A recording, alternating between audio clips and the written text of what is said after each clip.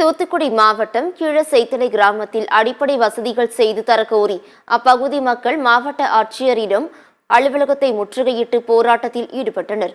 தூத்துக்குடி மாவட்ட ஆட்சியர் அலுவலகத்தில் மக்கள் குறை தீர்க்கும் நாள் கூட்டம் நடைபெற்றது. இதில் தூத்துக்குடி மாவட்டம் ஒட்டப்பிடாரம் தாலுகா கீழசைத்தலை கிராமத்தை சேர்ந்த மக்கள் தங்களது கிராமத்தில் அடிப்படை வசதிகள் செய்து தரப்படவில்லை என்று குற்றம் சாட்டி ஆட்சியர் அலுவலகத்தை முற்றுகையிட்டனர். அப்போது தங்களது கிராமத்தில் குடிநீர், சாலை வசதி, சுகாதார மையம் உள்ளிட்ட அடிப்படை வசதிகளை செய்து தர வேண்டும் என கோரிக்கை விடுத்தனர். இதனால் அங்கு பரபரப்பான சூழல் நிலவியது.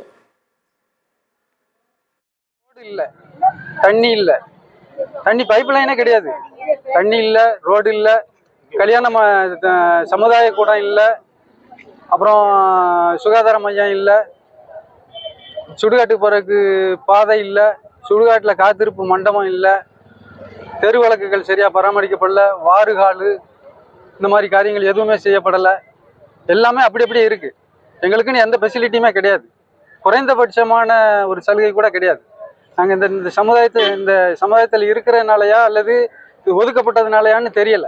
எங்களுக்கு இதுக்குரிய விடை தெரியணும்.